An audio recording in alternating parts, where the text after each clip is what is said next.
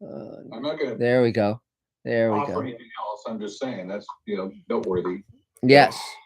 Here you are at the table, despite your personal situation. Yes. It's great. Which the discussion ends there. Thank you. Yep. Okay, here we are. Let's see. Am I live? Yes, I'm live. Okay, great. Hi, Great. guys. Hello, And everybody. you're here with the table as well. Yeah. So great. Well, happy 2022, everybody. If you haven't heard that before, it's So Terrence needs to go first because he's got to leave early. Sure. And it's the simulcast with Mr. Sci-Fi. So we will do that as well. There we go. So so Terrence, go for it. Take your turn. Absolutely. Hey, how's everybody doing this evening? Good. Happy 2022. May everyone's new year turn out awesome. Everything that happened in the past stays in the past. Let's look only towards the future. All right, my friends? Mm-hmm. I got nothing new to report except that I've been writing like a madman. So when the time comes, I'm ready. Good. So I'm looking forward to hearing what everybody else has to say for the next half an hour. Great. So Terrence, is there anything you need or any questions you have? What I need? Yes. That's a loaded question. I just need to soak in everything that I'm hearing and learning. Great. So that when the time comes, I'm prepared and I'm not stuck like a deer in headlights. Like, you know what I mean? I'm just trying to soak everything up from you guys who are in the business, in the industry. So I'm ready. Great. That sounds great. Well, yeah. And again, it's just, that's exactly right. Do the work and get advice from people who know what they're talking about. So you're on the right track. Anything else for now? Justin, I just want to enjoy everything that I learned. Okay. Yay. 3 cheers. Excellent. Great. So Adam, are there any Mr. Sci-Fi questions yet? Not yet. Okay. But we're still gaining new viewers right now. We're at 7 people watching us. So. Okay, cool. Well, that's high quality viewers. So, yeah, that's right. So, Jerome, you're the next one on my screen. If you'd like to take your turn, please go for it. Okay. Well, this is my first time coming. I know what's the name? Larry Artmeyer. Sure. He's the one who recommended me to come to this, and he said it might be a good thing for me to learn from. And great, because I'm pretty kind of new at this. Well, I got a show that I do on YouTube. It's a YouTube show that I've been doing, and I do I've been doing a lot of writing, script writing, and trying to find some people to look over my stuff or learn from, a mentor from, whatever. Sure. Well, just to let you know, I don't know if Larry told you, normally we meet in person, but of course the pandemic put us on Zoom. But we have members all around the world, offshoots all across the country. We've been running the table for 30 years almost, and 29 years, and we have thousands of members. So having come tonight in person, so to speak, David Bartlett can sign you up for the table email, and then you can send one email out to all several thousand. You can get their emails for what they need. Okay. And so it's a huge community. So so you're very welcome here. Anything else you need or any other questions you have right now? As of right now, no, but I know some will pop up sooner or later. Great, that's fine. And then the one thing we ask is that if it's not your turn, unless you're asking a question, just to mute your mic so we don't get a lot of crosstalk, a lot of noise. So but welcome. So Adam, is there another Mr. Sci-Fi question or a first one? Still no questions. I'm putting out a little message to say hello and hey, let's get some questions. That's okay. So let's see, Bonnie, you want to take your turn? It's rare that you get to go early. That sounds like fun. Sure. Of course, still hanging in as interim VP of the Musicians Union, so that's keeping me busy, of course. Cool. I posted a few days ago to the email list that there was an interview I did. I might have mentioned it last week. But Marco Page has a podcast, and it came out great, and so I can post that link again. And Marco Page was the son of Diane Carroll on the show Julia when he was 6 years old. Yes. And I've known him about 20 years, met his parents. I always remember his dad was saying, his father's agent said, I have a part for your son. So that was pretty cool. So that's, that went really well. And a week from Monday on the 24th, if we're able to have a general membership meeting in person, is the vote to become from interim to elected vice president. Yay. And so, let's see, hopefully COVID will allow us to do so. Great. So, yeah. That's great. And I don't think none of you are members of Local 47, but you can come out. Anyway, just doing okay.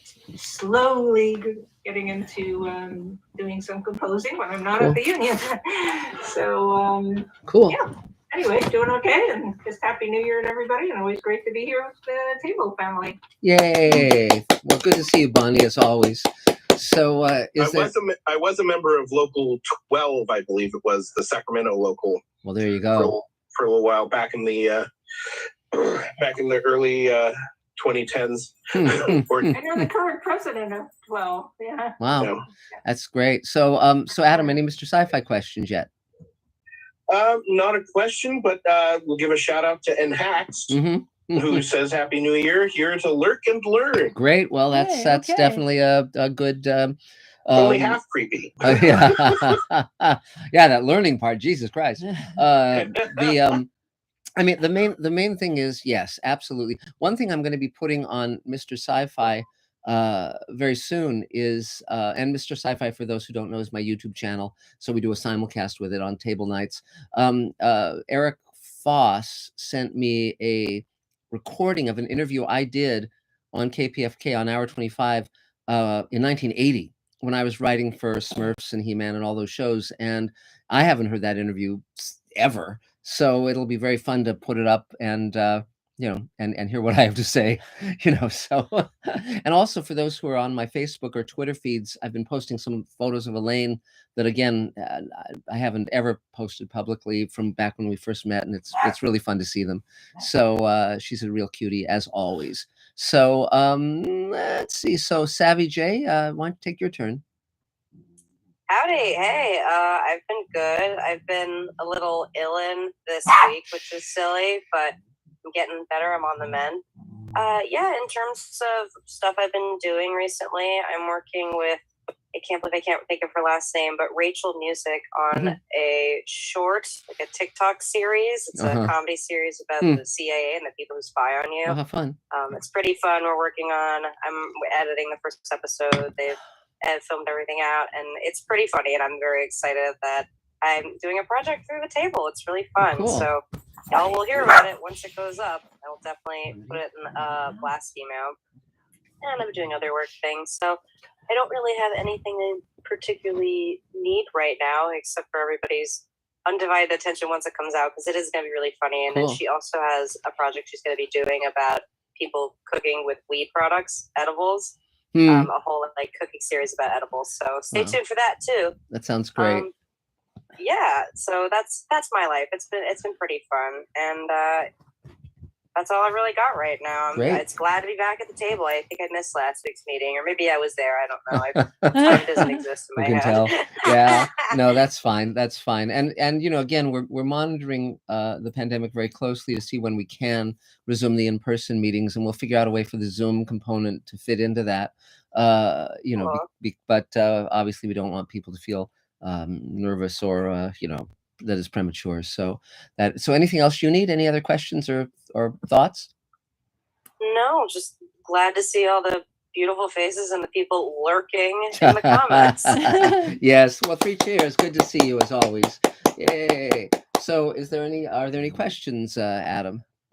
believe it or not, we have our first question of the night, which I'm very Mark excited. Lungo. Mark Lungo Yay. has chimed in, and he wants to know, for Mark and Elaine, how do you think your lives and careers would have been different if you had never met? Okay, do you want to start, Elaine? I would not be in television. Mhm. You know, I went from theater. I would probably be a therapist writing novels. You were studying to be a therapist when I met you. Yeah. You, yeah. I probably would have been a therapist writing. You know, it would have been extremely different because. But it would have been nice. You know, it's like Donna Reed with the little hat working at the library. You know, it's like not a bad life. Well, I once had a dream, as a matter of fact, where I got FaceTimed by somebody that I had known in school who was living in Modesto, and he was kind of like shaped like an avocado with a beard. And he was sort of being very flattering and wondering if I was connected to anybody. And it's sort of like an alternative marriage. And I thought, well, that doesn't sound very exciting, but I could have had a lot more naps. Yeah, at least I could get some rest. Yes. Yeah. So that was my dream. My well, that's romantic it's dream of well, somebody who never lived too in late. Modesto, Never too late. Who could allow me more naps. But it wasn't a real person you went to school with. But Oh in the no, dream no! It was someone in the dream, it was somebody. Someone past middle age, with shaped like an avocado with a beard. Very amiable, but just the slower life. A slower life. So so you would have been a therapist and married to an avocado. Yeah. Oh yeah. Okay. Well, it doesn't sound bad. Yeah. As for me, I think I'd just be in the gutter. You know, it's like I'd be working as a janitor somewhere. I mean, it's I was very lucky because Elaine believed in me. Elaine met me when I was 20. I was in college and I'd sold one short story. I was an art student. I mean, there's no telling. I mean, she's the one who kept me working on the Twilight Zone book and persevering till it sold. Without Elaine, I would have met Michael Reeves, who was a teaching assistant in Ted Sturgeon's writing class. Michael probably would have brought me into animation. So I might have had a career. The Twilight Zone companion, someone else would have written that, not me. And God knows, my life would be very different, not nearly as good. And so I'm just, I don't have someone in Modesto pining after me. I'm, which is fine. I don't really need that because I found the perfect woman and held on to her despite her longings and dreams to go to Modesto. Yeah, exactly. So like a Monty Python sketch. Yes. We used to dream of living in a gutter. Yes, exactly, exactly. That's true, and it's funny. So I've been in small towns, and it takes just about 3 ticks of the clock before I start going out of my mind. Yes, it's so it was fun. a very odd dream to have. Yeah, and just to let those know, I added the spacesuit from Red Planet behind me, and I just got the partial helmet. There's one of the characters gets eaten by Martian bugs that burrow through his helmet. So that's from Red Planet, and it's a very cool thing. So okay, so let's see. So good question, Mark Lungo. And who's next? Let's see. David, did you want to take your turn, or would you like to wait? Is that you want to wait? Or you want to take your turn? No, I can. Okay, okay, great. Go for it. Great. I might have to leave anyway. Sure. Okay. David Bartlett, filmmaker, teacher, human rights activist, and producer on Space Command. Yay. I am a guy that since I was 10, all I wanted to do was make films. And directing, I thought, was where it was at, and I didn't realize there were things like writing and producing, which I later found out were pretty cool. And then editing and cinematography were things I was into without realizing it, because I thought that's what directors did. They grabbed the camera and they shot and put it together, and it was by themselves they did that. And then I realized, strangely enough, that they don't do any of those things when they're directing typically. First time I found out that the cameraman was not the director actually operating the camera, I was appalled. I didn't understand how that was even possible. So I did come around and learn that after working in plays and making a couple of movies, one when I was 10. I'm coming full circle now after having a 43-year career in Hollywood and working on films like Pulp Fiction and Speed and Total Recall, and winning, getting 2 Emmy nominations, which is cool, and 68 Film Festival awards of all different brands and species. I'm now coming full circle, and next week I'll be going back to Oregon to the very barn I made my film in. And my father passed away, and we were taking care of the will and the land and stuff like that. And it's things are going well, even remotely, and I'm going to get a lot of things tidied up. And at Elaine's suggestion, I'm going to make a little mini documentary for myself, touring through the house of my own memories, and especially focusing on the making of my first movie. Cool. While that little barn is still there. So that'll be interesting, and it'll very likely be cathartic. So I'm a big person involved with the teaching and education. I enjoy it very much. There have been a couple of, I've taught at all the film schools now, seminars and things over the years, except the newest one that's out. Let me see. It's a new film school. I don't know. Anyway, I've taught at all the schools. I've even taught at NIFA and LA Film School. And they are good experiences for me. I enjoy that very much. So the teaching part of life is something I love doing too. So I will not stop doing that in the future, maybe do more of it. But I actually got offered a job at USC teaching, which I thought was interesting. And I actually made it all the way to NIFA and met with the human resources there. And as soon as I knew they had a human resources and a corporate function, and the way things are done there with schedules and what was the word that they used? Rosters. I'm like, nah, I'm not to do this. I don't want to be on a roster at human resources to teach a class. So I put that on hold. But I do admire education, especially the classes I took from the Sherwood Oaks Experimental College with Gary Shusett. I guess I'm sort of reviewing my life and career, and that came up because it was the first place I took classes in LA, and it was a place I could really call kind of a little sort of home and get my feet planted, because I didn't know anybody when I moved here or have any experience at all. And Gary was kind of sort of befriended me, but he befriended everyone. I mean, he befriended hundreds of people, thousands probably. But he's a very nice person. He helped me out. And I helped work his projection room. He had a projector. You have two projectors. So you run 20 minutes of the film and switch over to the other one seamlessly, so the audience doesn't know. Well, he was given one projector, which meant I had to run the reel of the film and stop, and then take it off and put the other reel up and then keep going.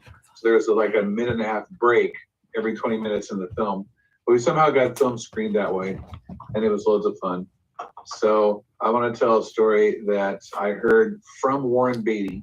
Warren Beatty was at the time one of the biggest movie stars in the history of the world, you know, at that time, still is. And he was a producer early on. He broke out of the studio system early on, which no one was really doing. He made this film called Bonnie and Clyde. And Arthur Penn was the director, and he produced it, and he starred in it with Faye Dunaway. And they really pushed the envelope with the amount of violence and the kind of screen time that was spent with the weapons and whatnot. And people were nervous. They thought it'd be censored, they thought it'd be cut.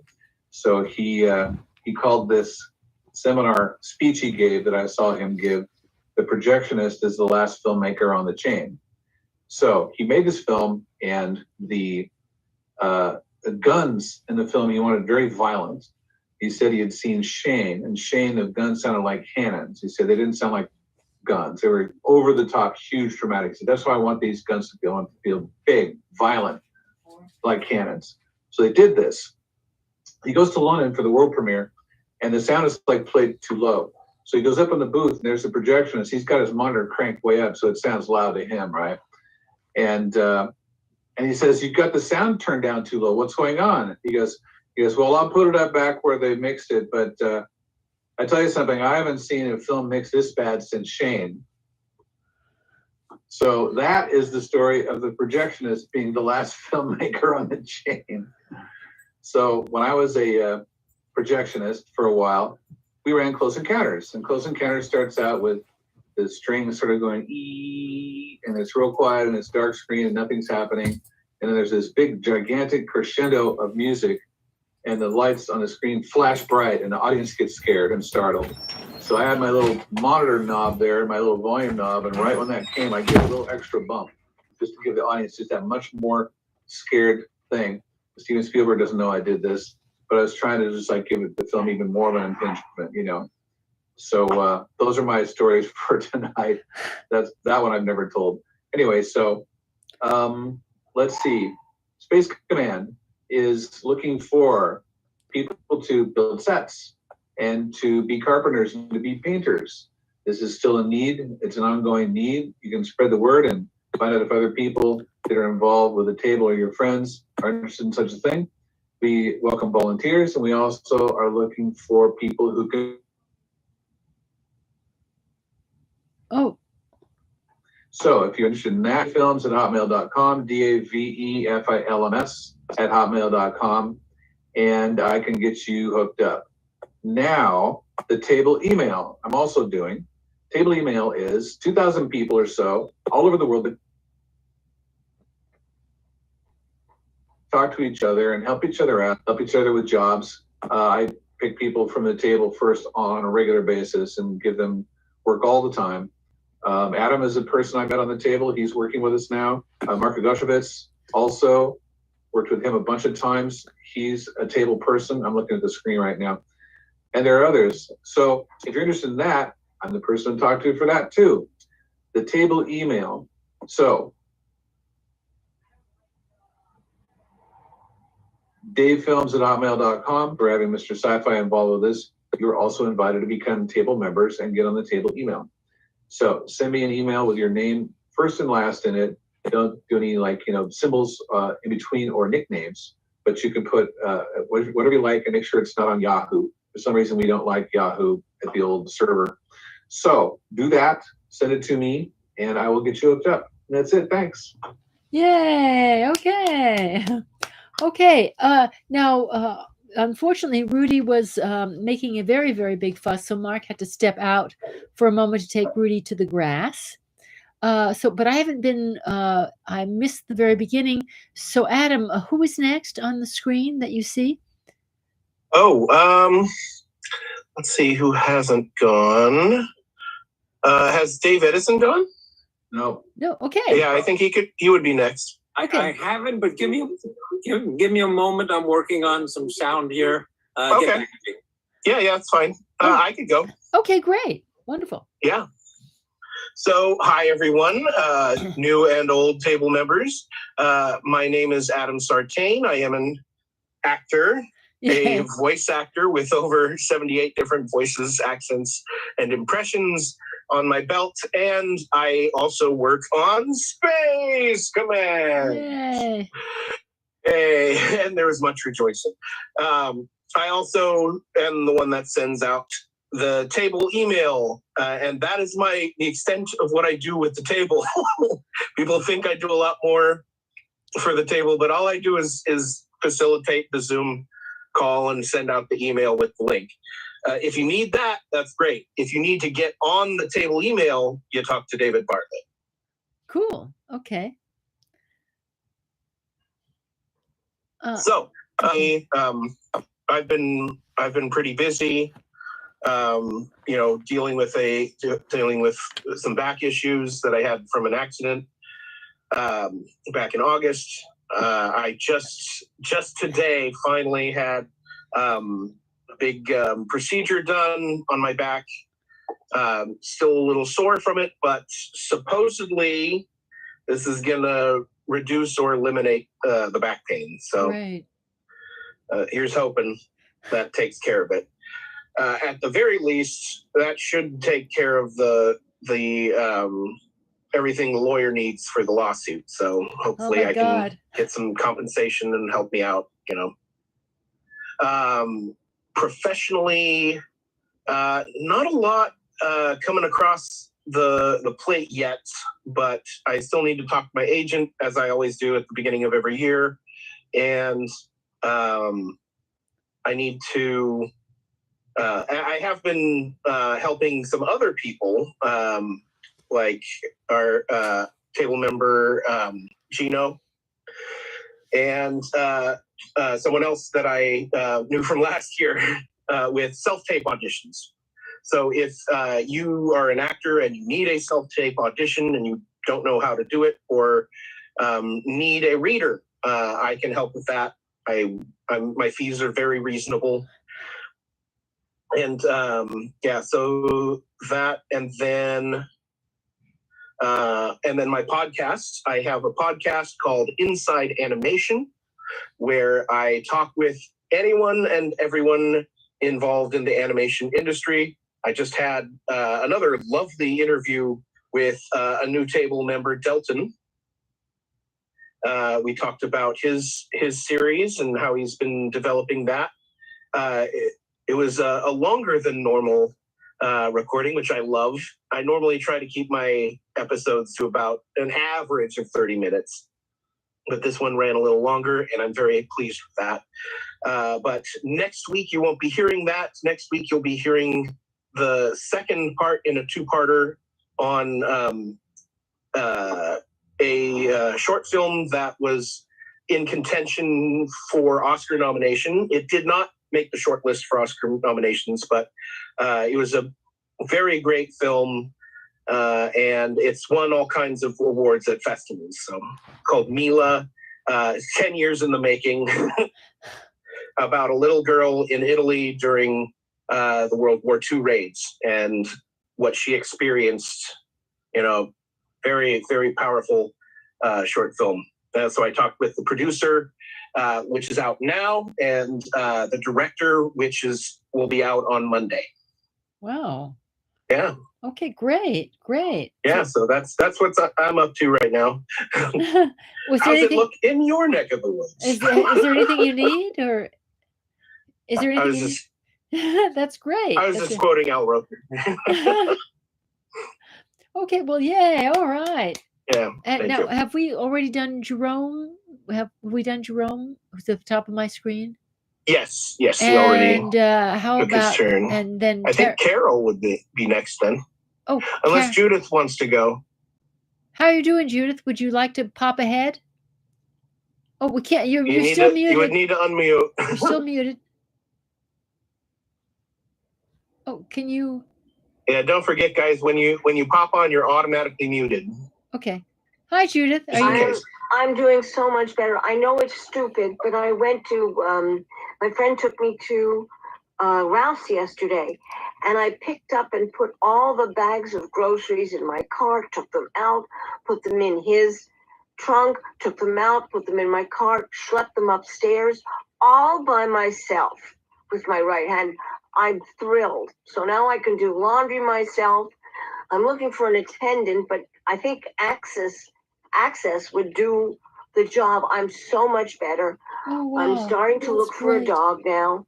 I'm let me give you a little history because some people don't know me. I'm from Montreal.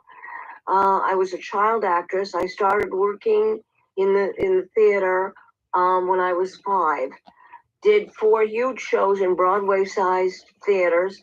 By the time I was 12, I had my own TV show, my own radio show, and another show called Calling All Children, which I started when I was 9, where they dramatized fairy tales. And we did our own sound effects. It was a lot of fun. And then I went to New York, went to the Playhouse, neighborhood playhouse, then came back. Then I went back and studied with Sandy Meisner, did Fiddler on the Roof on Broadway, did Nonsense both in New York and here, and met my ex-husband. We started a recording studio together, and I became one of the top 5 voiceover ladies in New York. Then came here and died. I've had a bad accident, and unfortunately I had to learn how to walk again, but now I'm doing it. And I'm now planning on doing 2 table reads in March because I'm redoing Apocalyptic. And David Bartlett was kind enough to give me notes. So I'm integrating those into my dragon movie. And I hope to have table reads in March. I'm also getting my voiceover demo together. And my animation demo together, and my audiobook. I'm rewriting that. So it's kind of busy. It's like, thank God I'm a Gemini, you don't like me, wait 5 minutes. And you've got your voice back. You've got your voice back too. I've got a handful. But I'm also looking for a dog. I'm really, really looking for a dog. Oh, Elaine, I'll talk to you. I found a new rescue place. Okay, great. On 3rd. So I'll talk to you tomorrow about it. Okay, great. But that's all, folks. Okay. Yay. That's it. Yay. Okay. Okay, so Mark just came back with the dogs, and he'll be with us in 1 second. Great. But in the meantime, so we'll. I guess we can take one more. Dave, would you like to go now, or should we pop over to Carol? Yeah, I'm a little confused about the sound, but I'll fix it. Okay. Hello. Hello. I'm working on a sound clip here that I just got from David Bartlett with some sound effects dropped in. And for those of you who don't know, I'm the editor of Space Command, the indie TV series that Mark and Elaine are developing. And we are working to get the first 2 episodes completed and packaged as a feature film length project that we'll be delivering ASAP to our Kickstarter backers, and shortly thereafter as DVDs and Blu-rays and/or Blu-rays with the help of our pal Marco Gushewitz there, who's doing the Blu-ray extras, and David Rakeland is the composer, and we've got some VFX people who are still sending us some shots. We're at the stage where we're looking at the last looks at it, almost last looks. We're trying to make sure we have all the VFX, all of the final version of the VFX, sound effects. A couple of scenes were re-edited late in the game, so we're finalizing them. We've got to address the credits once again. So we'll take another look at it, and we'll be done with it at this point sooner than later, which wasn't always the case. So we'll be done with that. Anyway, it's been an interesting week for me as well. Speaking of injuries, funny story. I was riding my bike on Saturday, quiet back streets, and I took a tumble. And you know, it's got up, caught my breath, brushed it off, rode home, and then just started feeling aches and pains. And man, so I've been a little out of sorts for most of the week. And it's ridiculous in the first place because, I mean, to fall off a bike, and a 26-inch, 21-speed mountain bike, I mean, what the hell are the training wheels for? But anyway, so maybe I'll get back on it. Maybe I'll just switch to the treadmill. So anyway, so we're back. I'm back at work here. I got this clip from David Bartlett. I'm fitting in so I can show Mark and Elaine what he's done to the scene. Great. And we'll take it from there. Okay. So Mark and Elaine, if you'd like to talk after the the table, just give me a holler. Okay. Yes. And that. But one thing I'll say, Dave, is just remember that falling off a bike is not as bad as falling off a mountain. So there's levels. Yeah, so if you're gonna fall off a mountain, make sure the word bike is after it. Yes. But sorry you've had this experience, and we definitely will talk. So, but good to see you back. Yeah, it's good to see you home. Yeah, and we'll talk soon. Yay, Dave Edison, ladies and gentlemen. So, Adam, is there a Mr. Sci-Fi question? Yes, we've got a ton of Mr. Sci-Fi questions. Great. All right. Our next one is from Gregory Krug. Hi, Greg. He says, any advice for writing flashback scenes? Yes. Try to avoid them as much as possible. Try not to have a flashback within a flashback. I've seen films that did that. The real question with any flashback is, can I do this without having a flashback and without having a long talky scene? The problem with a flashback is that you're moving away from the present day dramatic narrative, and so it weakens your story if you're not careful. It can be a crutch, and but if you need to have it, then make it interesting, and I wouldn't. We use flashbacks, but truth in advertising. Well, you do use them, but not to excess. No, but the thing is that the way in which they're used is brief. They're very brief, and they're triggering mechanisms for the moment. And so the more it's just like a little you know, a little flashback, like as people sometimes do to an accident where they're moving along and they suddenly they're jolted with an image. Because flashbacks, once it becomes a scene, a whole scene, you start to wonder where you are emotionally. You lose the flow. But if you use it as an exclamation point, you know, just very briefly, it's a lot easier to control them. You know, where we're just like, oh my God, I remember this accident, or oh my God, I remember this brief encounter. So if it's just a little, like a little, you know, hit with the drum, that's a lot easier to integrate, and that's about how we use them. Right. But the main thing is, if you want to know how it works well, find a movie that worked well for you specifically, and study how they did it, because whatever we do isn't necessarily what you would do. Okay, great. So now who's next, Elaine? Oh, that would be Carol. Carol Field. Yes, go for it, Yes, Carol. she's been waiting very patiently. Okay, Thank you, great. Carol. Go for it. I can never wait long enough for you people. Thanks. I saw one Mr. Politics, Mark, about Roger Stone. It was really great. Oh, thanks. You really educated me a lot.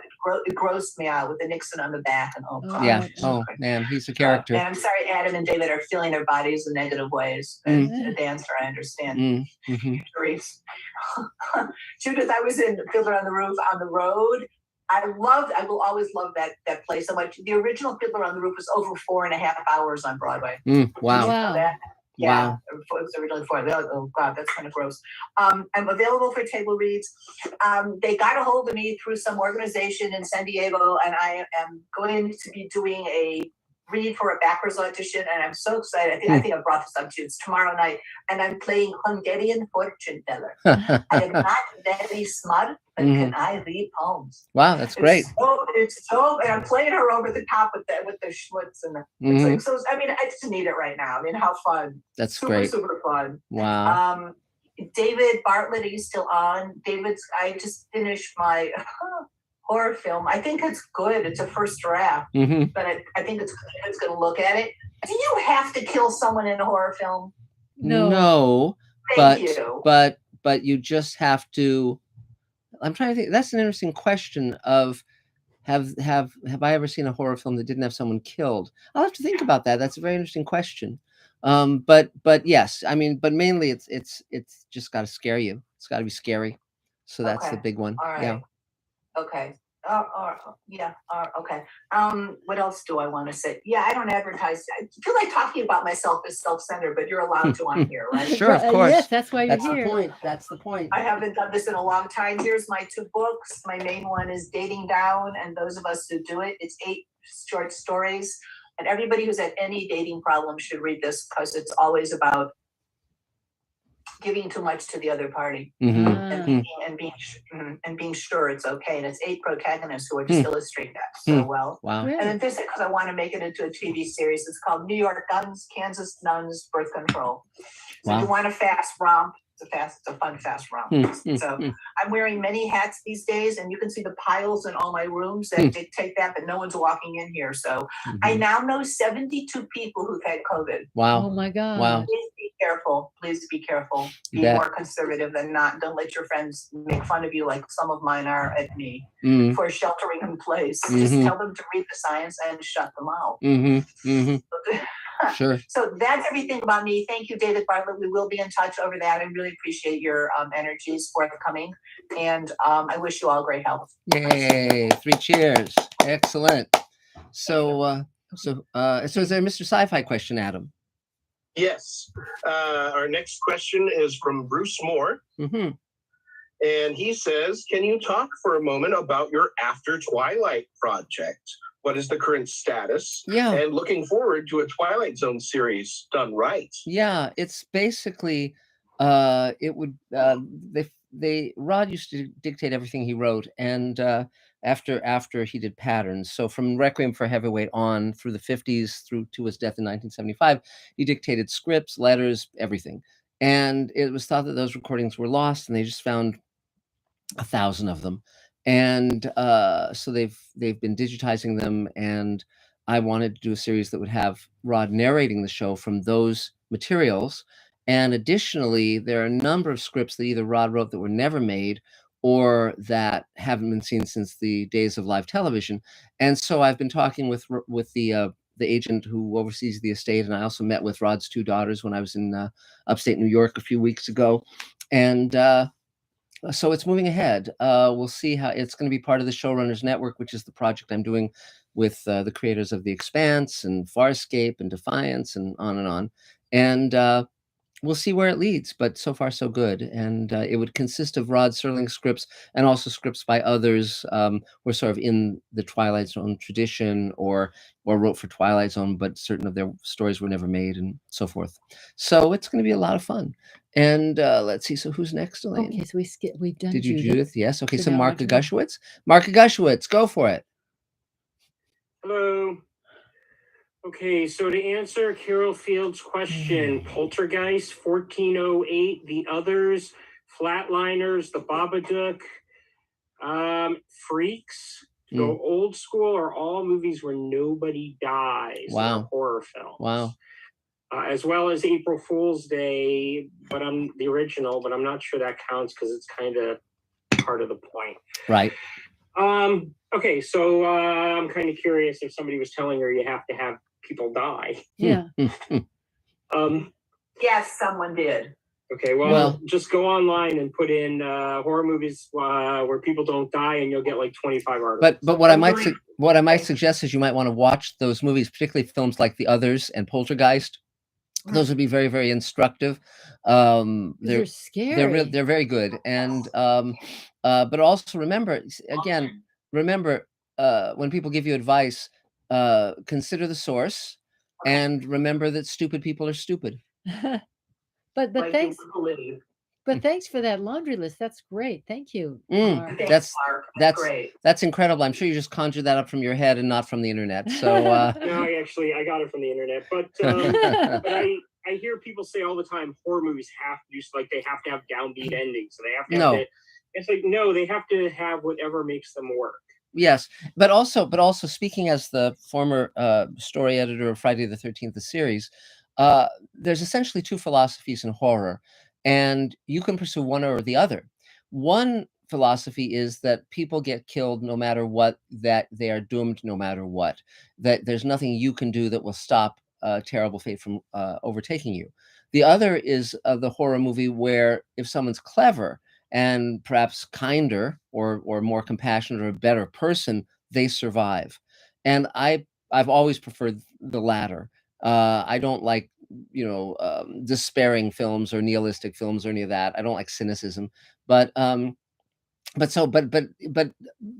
said, there should be a point to the story, and you should know what the point is. So that's why I'm suggesting Poltergeist and The Others, because they both have a very specific point, and in both of them, they're very different films from each other, but they're both very, very good. Now, be sure that you check out The Others, not The Other. That's a different film and totally different plot. The Others stars Nicole Kidman, and so it's really a wonderful film.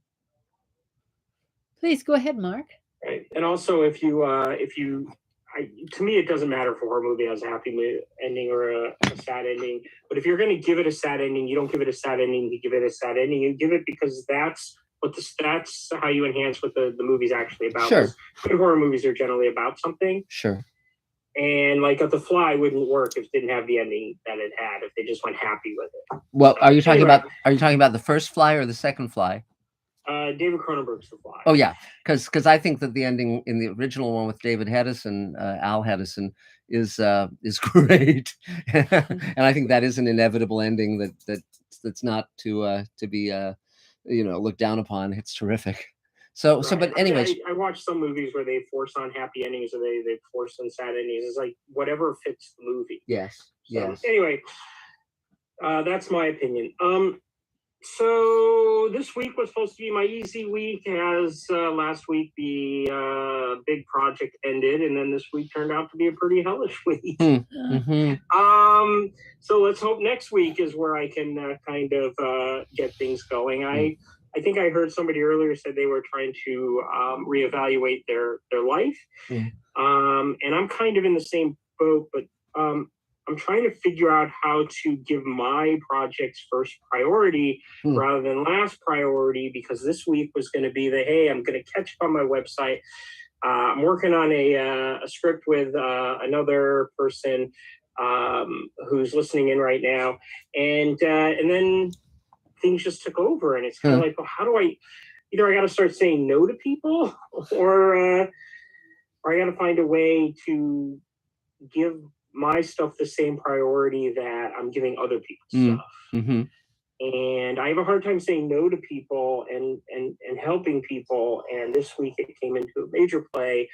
So anyway, so I am kind of reevaluating my life and how can I continue down the path that pays while also giving my own stuff the priority that they kind of deserve. I just turned 53. I don't want to look back on my life and say, oh man, what did I accomplish? Oh, all these other people's stuff. Mm-hmm.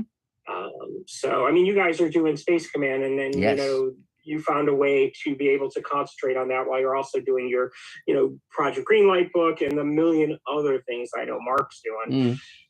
And so, I'm reevaluating how to kind of move forward with all that, because next week, I'm definitely getting my website back up to where it needs to be. I don't know how, but we'll see. Anyway, so I'm editing along. Still working a little bit on the Blu-ray features for Space Command. I asked Mark to re-record a couple of intros for me. Yes. So hopefully that's coming. But I also, what I did is I took the old intros and I cut B-roll to that. So when you send me the new ones, since I think they're going to be pretty similar, I'll have to be a step ahead. I've finished going through all the Comic Cons that I have, so I'm going to be asking Dave Edison for some more, because I don't think I have enough good stuff. So we're going to be talking about that, especially since I know Mark specifically wants me to put a clip of Elaine talking, and none of the Comic Cons you gave me had that.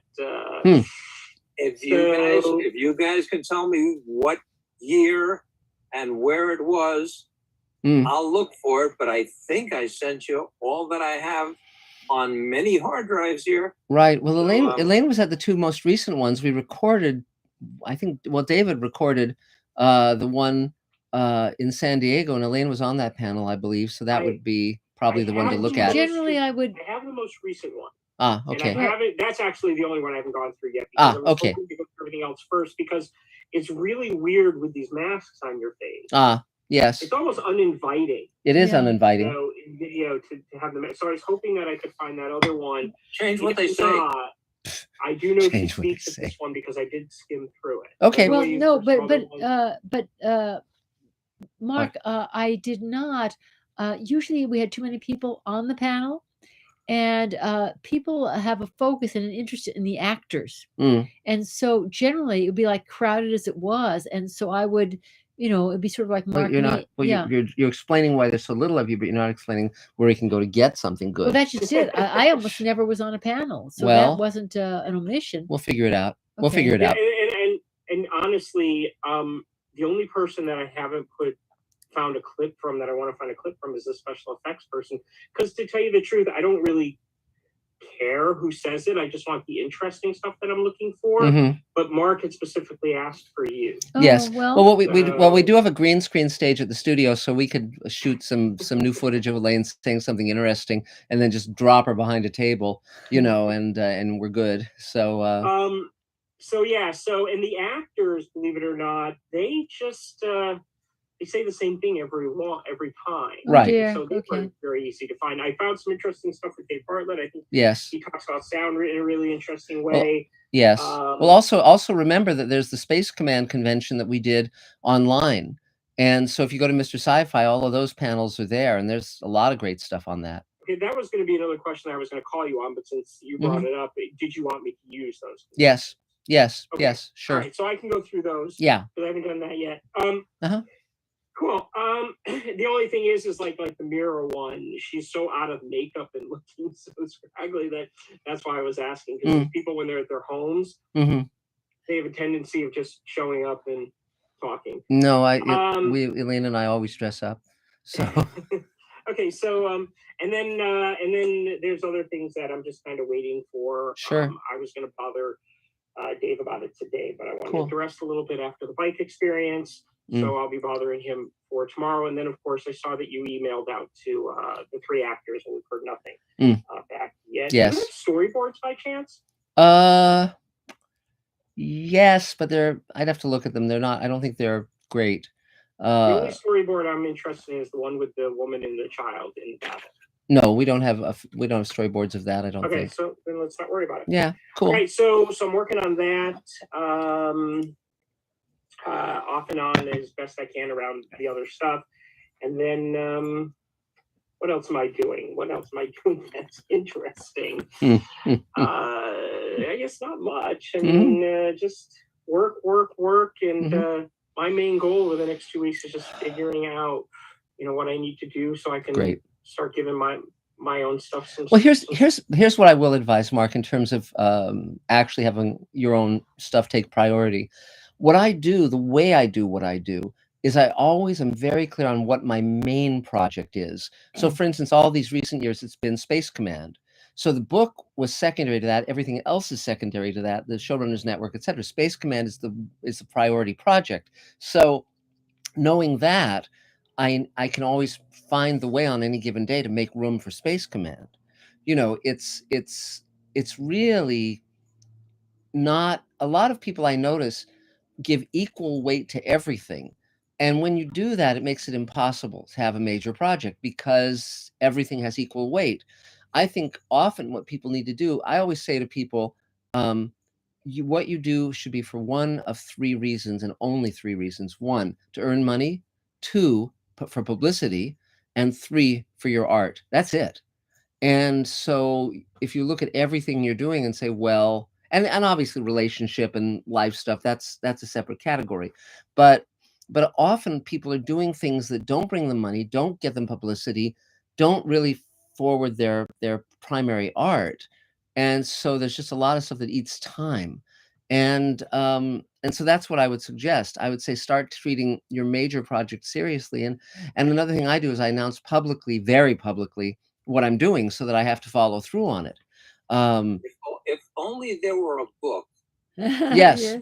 And it's not Project Greenlight, by the way. It's greenlighting yourself, just to let you know that. So something that some students, when we used to teach, they found helpful in that I said, for 2 weeks, I want you to color code what you do hour by hour. Don't judge it, don't make any judgments. Just like red would be your passion project, right? Blue would be this, blue, Yes, and blue they would be did that. self-care. And so for like 2 weeks, just hour by hour, minute by minute, and say, okay, here's self-care, here's what I'm doing just for the money, here's what I'm doing for a favor, different colors. And then at the end of 2 weeks, look at the red part, which is the passion project, and see if there's enough red in there to make you feel good. And if the red is like this little thin wheelie line, then that became like very graphic in people's mind when you just timed it out without any judgment. Yes. And came up with some unfortunate surprises, which were ultimately good guides. Well, what I tried to, it did not happen this week, but will definitely happen this week, is say Tuesday is the day for my project. Right. Okay. And I remember last Thursday I said that. I said, so don't anybody call me on Tuesday, although Mark decided to call me Tuesday morning. But now my wife is actually saying, because what I'm going to do is I'm not going to work out of the home. I'm going to actually go to the library for the full day. Is she's telling me, don't even bring your phone. And then you won't even know what's going on. And then I can concentrate 100%, giving 6 days to everything else, but taking the 1 day for myself. Sure, that's fine. I used to do that when I worked in the movie theaters, because when I first got married, I set 1 day aside for my wife. So it was always, I will not work on this day. Yes. And so now I'm trying to do that with this. It's just, sure. It gets aggravating when it doesn't happen. And I had a really good talk with a really good friend of mine today who kind of got me out of the funk because I was starting to get into a funk.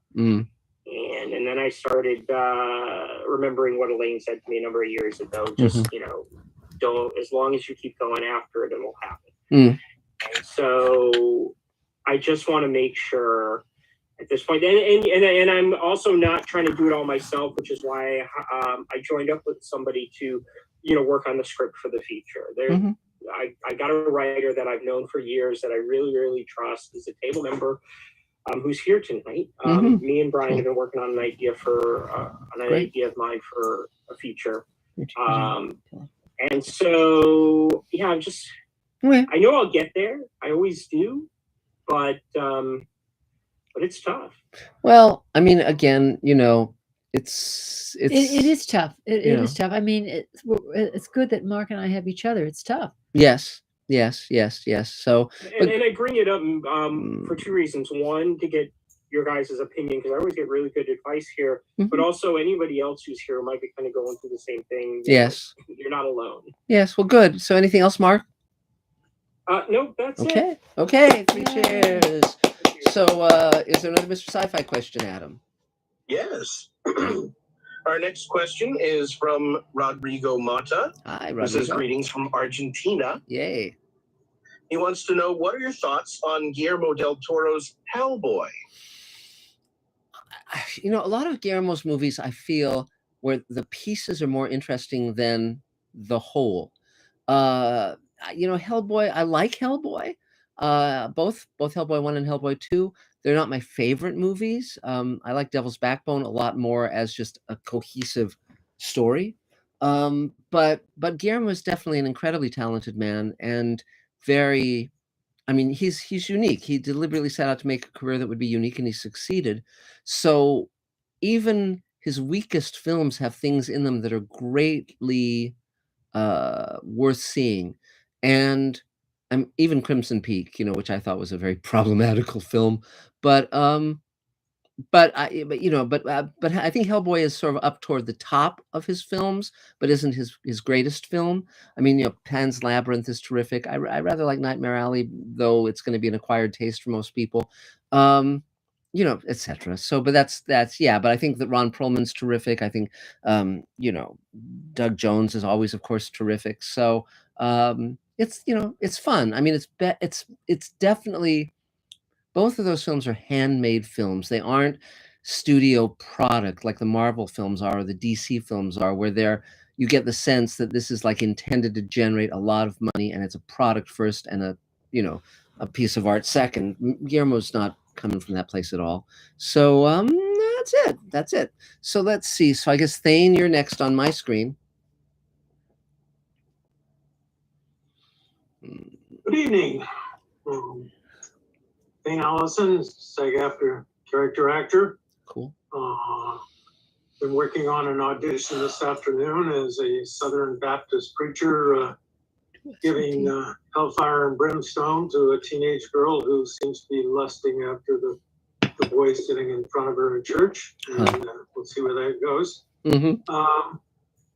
Self-tapes are always a challenge.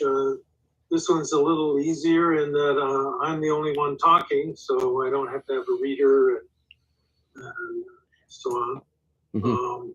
Experimenting with using my DSLR as my webcam to both capture in the camera and capture in Zoom, and want to compare the difference.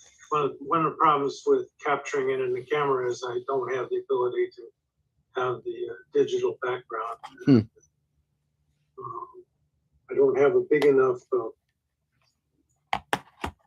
screen to protect the innocent from the clutter in my office. So it's a bit problematic to do a stand-up audition without a big background screen. So, and I just don't have room for a bigger one. And so anyway, I've been working with that. I've been doing 1 or 2 a week right through Christmas and the end of the year. Nothing seems to have gelled yet, but then everybody's been shut down for a variety of reasons. I don't quite understand why, you know, but anyway, people are doing other things, I guess, this time of year. Meanwhile, I also I work trades with 2 or 3 of my actor friends. So when they need a reader, I facilitate on the reader end, and when I need a reader, they facilitate on their end. And it generally works out pretty well. I had a variety of different roles to work on. One of my other groups, the show Talent Show, the main producer on that, I'm a producer there, but she is putting together a feature film where 2 or 3 actors will get together and write a scene, and then she's melding them together.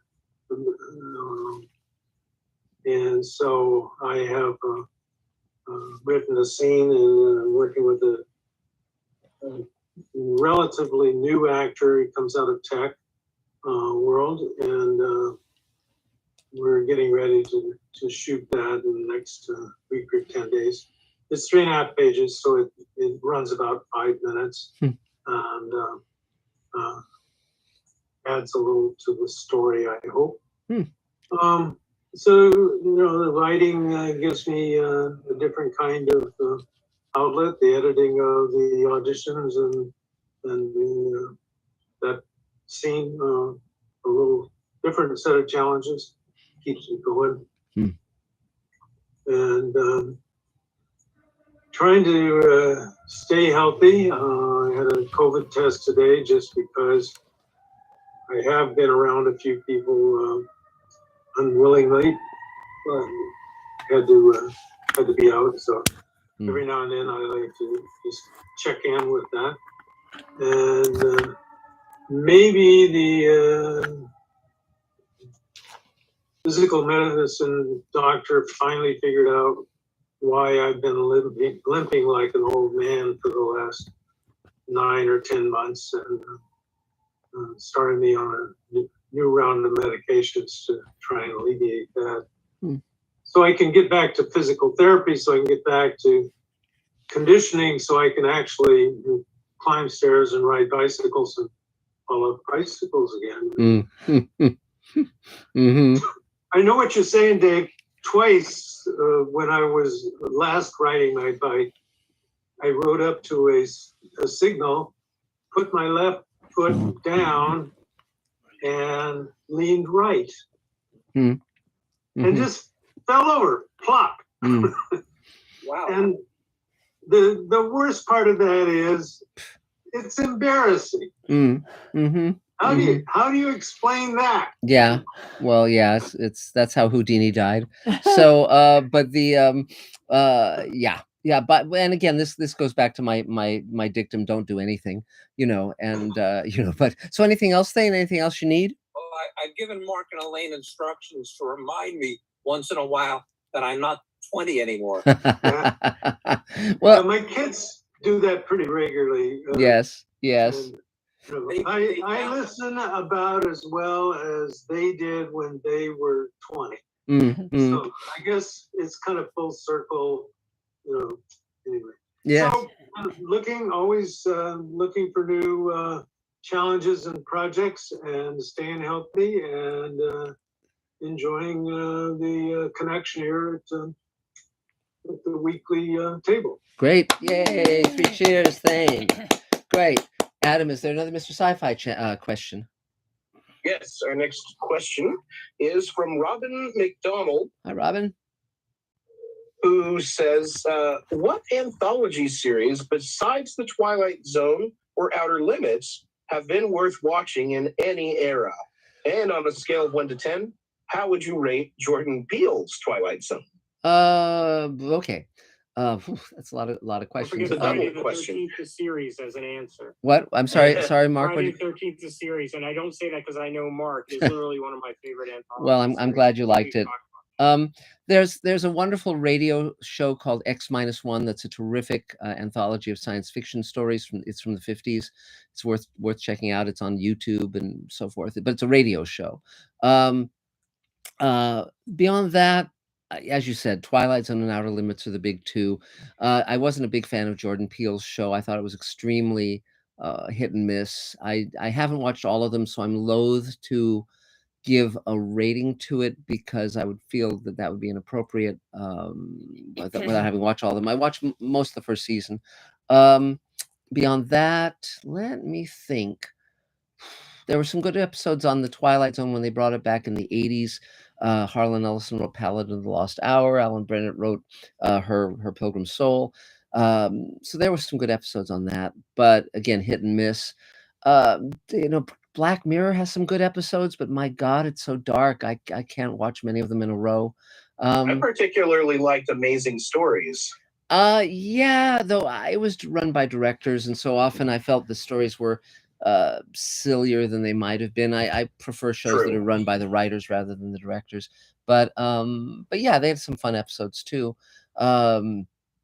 Anyway, so that's some of it. Yeah, that's sort of my answer.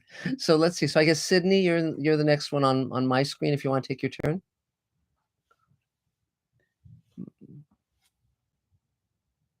Okay. Are you able to unmute? There you go. There we go. Yeah. I'm getting ready to shoot my film, The Faithful Brethren of Pitt Street, beginning February 4th. Mazel tov. All things considered, we're exercising extreme caution, as Carol has mentioned, with the COVID and the Omicron peak. So far, we're all being tested. We've all gotten our shots. Great. We have a couple of elderly gentlemen on the project. One of them, I believe I may have mentioned, is a 94-year-old Holocaust survivor who speaks a marvelous Polish Yiddish, and he is one of the main characters. Pre-production is going very nicely. We have, like I say, 3 weeks. I want to thank Carol Field for being available for possible inclusion in the project at some point. I want to also say hello to Bonnie. We had a conversation just a couple of days ago, and that's one of the reasons I'm on tonight. And I want to thank the table for helping me. I've put out a couple of notices, and I've gotten some nice responses for sound, for photography. And these are very talented people, and it makes me wonder. My project it's not low budget, it's micro budget. It's along the lines of Blair Witch Project, Paranormal Activity. I'm not expecting it to make as much money as either one of those, but I'm kind of hopeful on this one because it not only has a built-in audience for the Jewish population.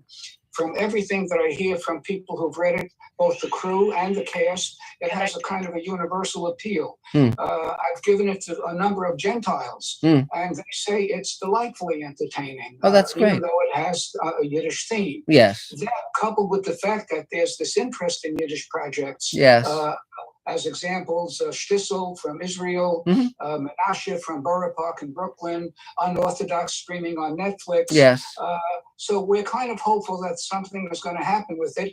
And the table has been kind of a key element in me getting some very talented people. And what I wanted to mention is, there are so many talented people out there. There's a line in one of my scripts, "You're so beautiful, how come you never made it as a movie star?" And the answer was, it's not the lack of trying. I said yes enough times to be a movie star 10 times over. It's timing. Lana Turner got picked up by accident from the way the story goes. So whether it's fortunate for me and unfortunate for them, I picked up some very, very talented people who should have been on an A-list in Hollywood years ago. Well, that's and great. I have the table to thank for that. And Well, thank you again. Great, Sydney. And one thing I will say is that when you said that you've shown the project to Gentiles and they said it's delightfully entertaining, just remember that they said that about the pogroms too, so, that's a Jewish joke. Anyway, it doesn't matter. But no, but it sounds like you're going great. And obviously the table is here to help. And it's really good. I think I look forward to seeing it when it's done. It sounds really like a lot of fun. So Not as much as I look forward to showing it to you. Well, great. And yes, there've been a lot of really, really fun. Well, one of the things we saw before the pandemic in New York was the Fiddler on the Roof in Yiddish, and that was wonderful to see on stage. And they actually have a cast album that includes sort of a bonus disc of songs from other productions of Fiddler on the Roof, including songs that were later deleted from the long version that Carol was mentioning. So it's really, really fun. So, and along those lines, if you're not aware of it yet, might I suggest you turn on to YouTube, type in Casablanca in Yiddish. Okay. Type in The Godfather in Yiddish. Wow. And have this wonderful scene with Ingrid Bergman and Humphrey Bogart and Dooley Wilson, and he's playing the piano and she's saying, play it, Sam. And he says, "Ja, gedenk es nicht, Humphrey Bogart comes in, he's pissed, and he says, it's very funny. Yeah, well, that's great. In The Godfather, there's a scene where Brando is at the funeral parlor saying to the funeral director, "Please fix him up. I don't want his mother to seem like this." And that's all in Yiddish. Wow. So that's great. A very, very nice piece of chuckles and entertainment for a couple of minutes. That's great. That's great. Thank you. And also, just for those who don't know, when talkies came in for the first several years, they didn't know how to do foreign versions exactly, and so they tried a lot of different things. And one of the things they did, which they did with Laurel and Hardy, was they would film different language versions of the shorts, with Laurel and Hardy reading phonetically off cue cards in French, German, etc. And they would bring in other actors who could speak dual languages or whatever. And you can find these things, and they're amazing to see Laurel and Hardy speaking Spanish, French, etc. And that's really them doing it. And really, and people in those various, May I add one quickie? Sure. One of the characters sings a song in Yiddish. He's not Jewish. He's actually Hispanic, German background. Never heard a word of Yiddish. I sent him some size, and I said to him, just read the words. They're transliterated, the Yiddish words into English letters. Just read the words to familiarize yourself with that. We can work with you. Yes. He comes to the audition, and not only does he say the words, he sings it like he just came off the boat from Europe. Wow. And I say, "How did you do that?" He says, "Well, I Googled it. I listened to the song a few times, and here it is." Wow. And it works. That's great. That's terrific. Well, congratulations. Well, 3 cheers, Sydney. Yay. So is there another Mr. Sci-Fi question, Adam? Yes. And Sydney, if you need someone to narrate your trailer, I could always do it, in a world where men are mentions and women are. Yes. Yes. And I could do the trailer voice as well. Although I don't think it would work well with you. Yes. That's funny. Where were you 6 months ago, Adam? I've always been here. Yes. That's fun. So great. All right. Thank you. Anyway, so our next question is from El Johnarino. Hello. And he says, "I really like how Russell T Davies writes his scripts. Actions and parentheticals are always short, fast, and punchy. What are your styles usually?" Well, I learned from Harlan Ellison, who learned from someone else, to keep your descriptions very short, no more than 2 or 3 lines at a crack. So we write lean. I mean, it's because you assume that if someone's reading the script, if you have a long block of text, they're going to just skip it. Actors ignore the parentheticals generally. So, but again, it's different if you know that you're going to be directing it or you're going to be making it, because then you're writing it just like, this is what we're going to see. This is what it is, blah, blah, blah. I mean, it's just very much nuts and bolts. Whereas when you're writing a script that you're trying to sell, then you have to write the narrative, the descriptions entertainingly, so that it's what's called a fun read. It's a very different animal. Anything you want to add? No, I mean, if it's scary, then your little log line, the little descriptive line should be scary. Yeah. If it's funny, yes, then the descriptive line should be funny. Yeah. So it all fits of one tone. Right. But costumers and scenic people, they used to like a lot of description, but now they get offended. Old time scripts, if you look at a script from the 30s, there's just these blocks of text, and it's just impossible, you know. So what you and, want to you know, capture is not the detail. You'll assume that the costumer assumes they know what to do. The scene designer assumes they know Yes. what to do. You want to capture a very brief and in a punchy way Mhm. the emotional context. Yes. Like, what does it feel like to be in that room more than what's in the room? Yes, yes, and so that's cool. By the way, I wanted to show you guys something fun. This is, you know, I'm a big fan of the Star Trek props, and so this is, of course, the Star Trek communicator. You know, the very famous. This is the Bluetooth phone that, you know, that one can make phone calls on and all that. But when they were originally doing the Star Trek pilots, they made the first iteration of the communicator was very different, and I actually found someone who was making copies of them, and this is what the communicator originally looked like. And it's very, very, very cool. This is the communicator as it was in the first two Star Trek pilots, and then it became, you know, this little cool thing that, of course, influenced all the cell phones. There were no cell phones in existence when Star Trek came out in '66, and so this is very influential. But it's really fun to see the earlier iteration. You know, it's just really, really cool and very, very fun. So, okay, great. So let's see. Next on my screen is Brian. So, Brian, if you want to take your turn and rock and roll. Hi, yeah, Brian Hassick. I've met most of you. Filmmaker, screenwriter, and been teaching myself storyboarding over the past year. So I've been laid off since COVID, basically. Mm.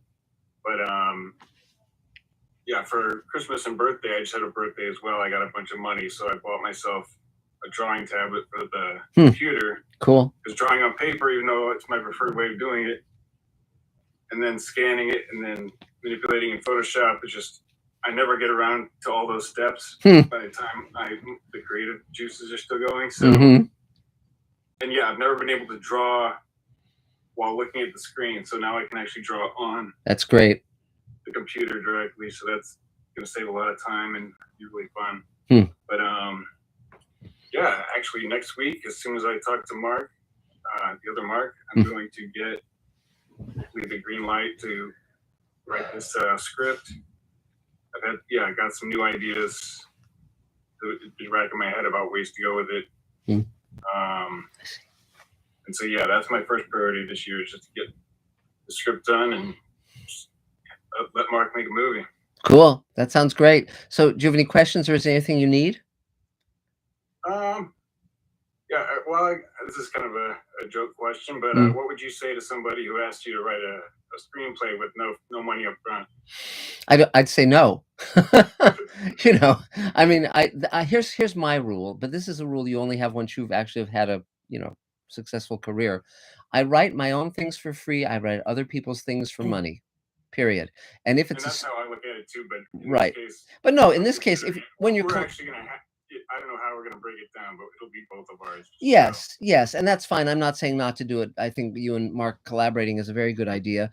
The other rule I have, by the way, is that if it's a studio or a network hiring me, it can be a step deal. In other words, they can pay me in, like, you know, upon beginning, upon turning in the outline, upon turning in the script, blah, blah, blah. It's step deal.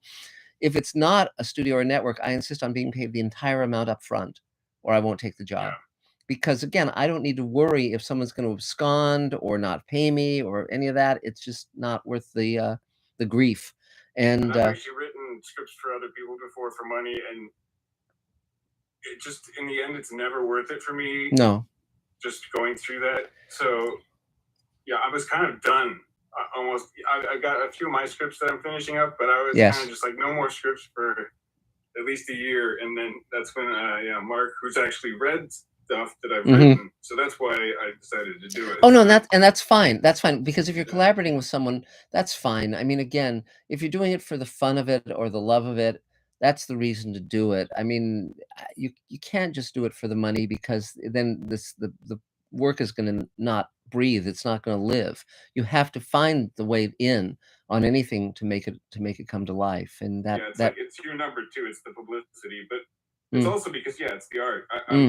If I can't make a movie, but I can help a friend of mine make a movie. Yes. That's awesome. Well, and everything, and what I found in my career is anytime I do something for the love of it, wonderful things emerge. Wonderful things come my way that I could not possibly have predicted, and that's true of Space Command. It's true of the Twilight Zone Companion, you know, on and on. The Guillermo book. I mean, all these things that I do because I want to do them. They work much better than some kind of calculation or you know, trying to play a strategy. You know, so there you go. So anything else, Brian? I think that's it for now. Okay, yay! 3 cheers. So is there another Mr. Sci-Fi question, Adam? Yes. This next one I'm going to do as a two-parter because they're both from the same person. Great. Bruce Moore. Great. Wants to know, A, when can we get Greenlighting Yourself? And B, how did you get the idea for the Scarecrow episode of Friday the 13th, the series? Yeah. He loved the idea. Oh, thanks. Well, I really enjoyed writing it. It was a lot of fun. He loved it. Here's several things. Well, the Greenlighting Yourself. Greenlighting Yourself was supposed to come out sooner rather than later, but they're having a delay based on getting the paper from, you know, my printer. It's their, you know, it's supply chain stuff. So it's going to be out this year, but I can't say specifically when yet, but you know, I'll let everyone know as soon as I know. In terms of Scarecrow, that's an episode of Friday the 13th, the series where Scarecrow comes to life and it has a scythe and it beheads people. It's really fun. And it's set on a farm. And I think part of it was, you know, I was just coming up with a whole bunch of ideas, spitballing stuff. And you try to have the episodes vary. And one setting was, you know, because a lot of the stories were set in urban settings. And so I thought, well, it'd be fun to do something different. And because we were shooting in Canada, in Toronto, there were a lot of different locations available to us. And so I thought a farm. And then, of course, obviously, if you're going to do a farm, what's the scariest thing you could do? Well, Scarecrow with a scythe. I mean, that's scary. You know, you wouldn't want to have like chickens or something. I mean, you know, so, but the one end shot that they didn't do the way I'd written it in the script was at the end, as our 2 young heroes are driving off, they're passing by the field and it's raining, and they say, "I wonder what he did with the heads." And in the show, just the crossbeam that held the Scarecrow just kind of falls over. But what it was supposed to be was you know, the car drives off and then you push in on the field, and the rain is washing away the topsoil, and you see the tops of these decapitated heads in the mud. And that would have been really fun and really scary, but I think they thought it was maybe a little too horrible. But I would have loved to have seen that shot. So so there you go. But okay, great. Let's see, who else do we have here? Is that everybody? There was someone here a moment ago. I guess we lost one of our people. I guess so. That's a shame. I think that's, oh yeah, I guess Kevin, I guess. Yeah, well, shucks. Right. Okay, well, so now it's you, Elaine. Wonderful you. Elaine. Okay. Yes, yay, Elaine. Well, Go for it, Elaine. Yeah, well, just preparing for another shoot and on Space Command. on Space Yeah, Command, it's very exciting. You know, tweaking, and just trying to wrestle a whole bunch of cats to put them in, you know, during the year of the plague, and hope that it all comes together. So right now we're pulling together a new team, a potential team, a production team. Yeah, and we'll just see if we can get all the actors in one place in one time. It's exciting. But it's exciting, just moving in that direction. Yep. Yeah? So that's it for me right now. Okay, yay, Elaine. 3 cheers, Elaine. So, Adam, is there another Mr. Sci-Fi question? Yes, a very interesting question from Juan Suros. He wants to know, have you ever played around with incompatible faster than light in Space Command, where one side, say, uses Stargates and another uses warp drives? How long could they go before they notice each other? I haven't done that, but it's a good idea. We do have an alien ship that ultimately has a faster than light drive, and we try to catch up because we don't have that. And so initially our prototype drive is extremely dangerous. It's sort of like the equivalent of the boiler on the African Queen or something. So I'm dealing with different cultures, different civilizations, and different levels of technology, with humans being sort of behind the 8 ball. But what you're suggesting is very interesting too. So I will keep that in mind. Yeah, that's cool. So great. So I guess now it's me, wonderful me, I guess. So wow, golly. So things are going great. Things are going great. It's wonderful to have Adam working on fulfillment with David and the rest of the team, and we're getting all those Kickstarter perks sent out, which is terrific, including my teenage scrapbooks, which I'll be doing a narrative on, which all the science fiction conventions I went to when I was a teenager, and there's a lot of stories to tell in there. Additionally, Dave Edison is working with us, and David Bartlett and so forth, on the editing, as is Mark Gushowitz.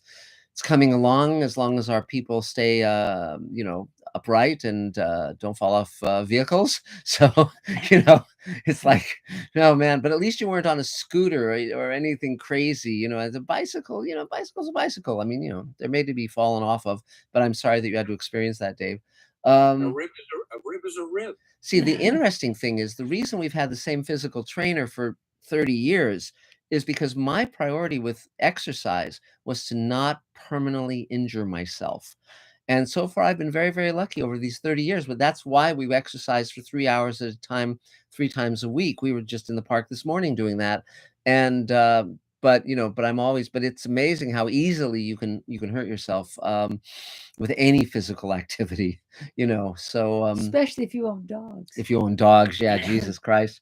But yes, so Space Command's, the first 2 hours are almost done. We're getting very close now. We're going to be releasing that within a matter of weeks as a digital download, then Blu-rays and DVDs and all that stuff. And we're ramping up. We've been shooting the 4th hour, not including the bonus 2-hour episode we did during the pandemic. So we're actually building a futuristic hospital set, and we're going to be shooting that in the next few weeks. And we brought in a new art department guy who's going to help us get the sets all pulled together. And I've been buying set pieces from Ender's Game, and I just bought this really cool sleep pod, cryogenic pod from the movie Passengers to use in the hospital room scene.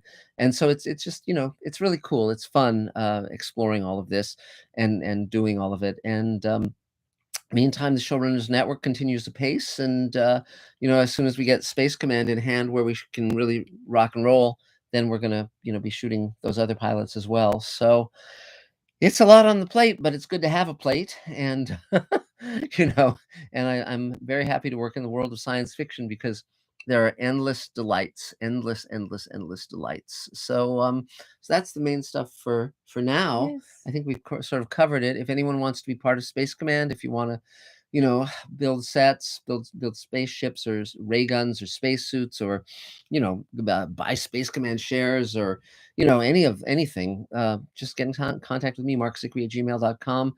And David's been running the volunteers, and it's great to have such wonderful people to work with. Thank you all, and it's great to have the table. Every Thursday we're here, and I'm going to be posting a lot more Mr. Sci-Fi videos very, very shortly. If you haven't seen the one where I say how I saved myself $300,000, go on Mr. Sci-Fi and check it out. It's really, really fun. And that's about it for now. So everyone stay safe, stay well, and keep an eye out for hazards. Thanks, guys. There. Thanks for being there, everybody. We'll see you next time. There we go. Good night, everyone. Good night. Good Good night, night. and goodbye, my Space Command friends and Mr. Sci-Fi friends. Bye.